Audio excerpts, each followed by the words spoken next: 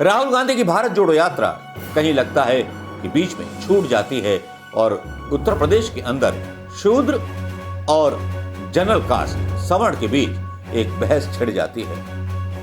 तमतमाए हुए अखिलेश यादव का बयान वो सीधे सीधे बता रहा है कि उत्तर प्रदेश में जो मुद्दा होगा इस बार शूद्र बनाम सवर्ण होगा, जो कि भारतीय जनता पार्टी के लिए बहुत घातक सिद्ध होगा। लेकिन क्या इस तरह की राजनीति के लिए भारतीय जनता पार्टी, मोदी और शाह की पॉलिटिक्स ने अखिलेश यादव को मजबूर किया? भूमि में शहीद हुए लोगों की राखों पर निकाली गई थी। याद कीजिएगा वो गोधरा जिसमें रेलगाड़ी में जले हुए शवों की यात्राएं अहमदाबाद के अंदर निकाली गई थी। याद कीजिएगा पुलवामा के शहीदों की वो शव यात्राएं और कफन पहने हुए वो सैनिक जिनकी यात्राएं चुनाव से पहले निकाली गई थी। आज ये जिक्र केवल इसलिए चला आया क्योंकि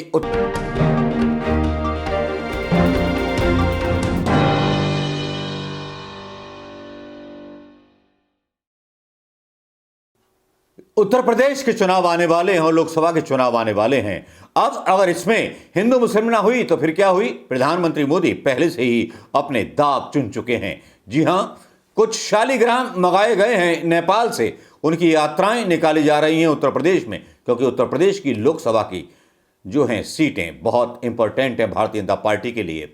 उनका सीधा तांडव किया जा रहा है और उनकी यात्राएं इस तरह से निकाली जा रही हैं। याद कीजिए इसी तरह की यात्राएं जब राम जन्मभूमि में शहीद हुए लोगों की राखों पर निकाली गई थी। याद कीजिएगा वो गोधरा जिसमें रेलगाड़ी में जले हुए शवों की यात्राएं अहमदाबाद के अंदर निकाली गई थीं। याद कीजिएगा पुलवामा के शहीदों की वो शव यात्राएं और कफन पहने हुए वो सैनिक जिनकी यात्राएं चुनाव से पहले निकाली गई थीं। आज ये जिक्र केवल इसलिए चला आया क्योंकि उत्तर प्रदेश की राजनीति का माहौल अब बदलने लगा है। कुछ इस तरह से बदलने लगा है कि शायद आप सोचने नहीं लगते। इंसान इंसान से बैर करने लगा है। कई शूद्रों की पिटाई जो वहां की भाषा में बोले जाता है इसलिए इस्तेमाल कर रहा हूं। मुझे इन शब्दों पर आपत्ति है और विरोध करता हूं जाति सूचक शब्दों का। हापुड़ में पिटाई होती है, वीडियो वायरल होते हैं बच्चों की, और यहां पर एक अखिलेश यादव सीधा सीधा छक्का मारते हैं और मौर्य छक्का मारते हैं। रामचरितमानस के बयान को लेकर के चल रहे बवाल को तो आप सुन रहे होंगे। रामचरितमानस की एक चौपाई को जिस तरह से विवाद का मुद्दा समाजवादी पार्टी के स्वामी प्रसाद मौर्य ने बनाया है, वो वाकई में भारतीय जनता पार्टी के गले की फांस बनता जा रहा है।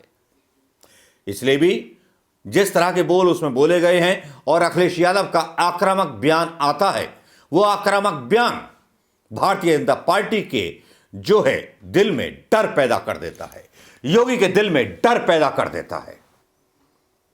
ये बात तो बहुत सीधी सी है। जाति पूरक पॉलिटिक्स उत्तर प्रदेश में पहचान है इसकी। उसी पर सीधे सीधे बार उत्तर प्रदेश के पूर्व मुख्यमंत्री अखिलेश यादव कर देते हैं। लगता है कि उत्तर प्रदेश में होने वाली सियासी लड़ाई कुछ अलग तरीके का रंग लेने वाली है।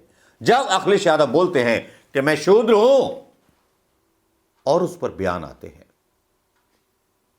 बयान सुनिए अखिलेश यादव का। किताब में लिखा हुआ है सनातन धर्म अगर राष्ट्रीय धर्म है तो मुझे मंदिर में जाने के लिए क्यों रोका गया? ये भारतीय जनता पार्टी के और मुख्यमंत्री जी खुद बताएं, योगी जी खुद बताएं, क्योंकि योगी हैं वो। ये हमें क्यों शूद्र की कैटेगरी में रखें? योगी से अच्छी परिभाषा कोई नहीं बता सकता।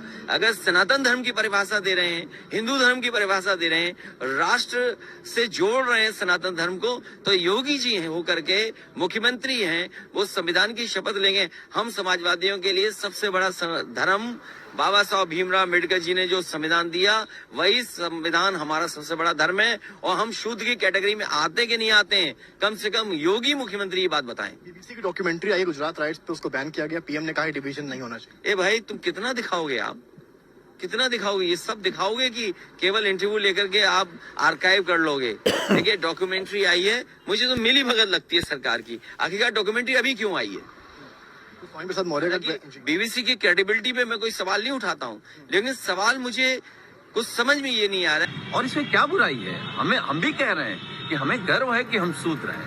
ने रामचरितमानस उस पवित्र ग्रंथ की पुस्तिका के जो अंशों को जलाया है उनके खिलाफ सरकार ने केस किया है और मैं आशा करता हूं योगी सरकार से कि ऐसे अपराधियों के ऊपर दंडनीय अपराध लगना चाहिए।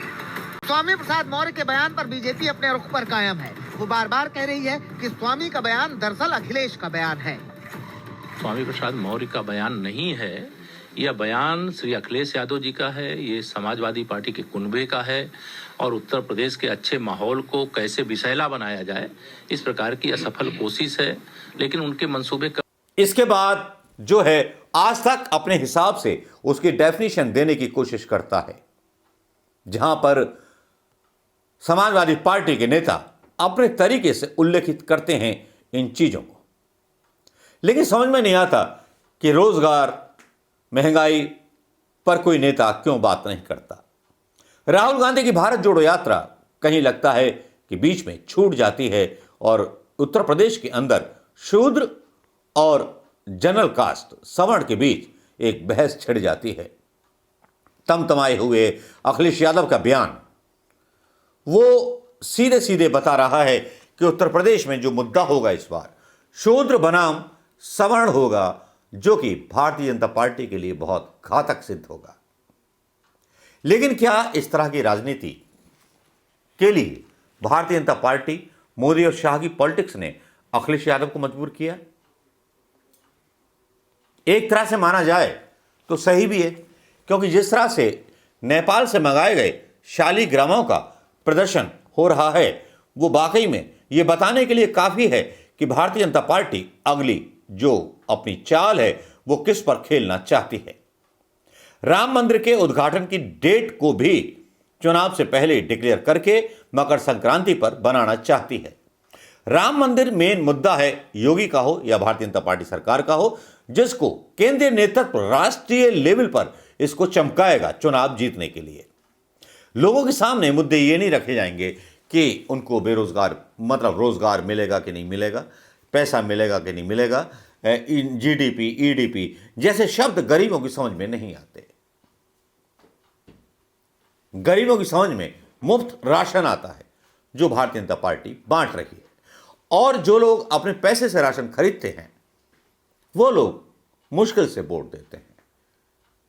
एक तरफ जहां भारतीय जनता पार्टी ने मंत्र मान लिया है कि ऐसे लोग उनको वोट देंगे, तो दूसरी तरफ अखिलेश यादव ने भी ठान लिया है कि इस बार भारतीय जनता पार्टी के नाम में शूद्र की राजनीति खेल करके भारतीय जनता पार्टी की लंका जला देंगे। नमस्कार, जय हिंद दोस्तों।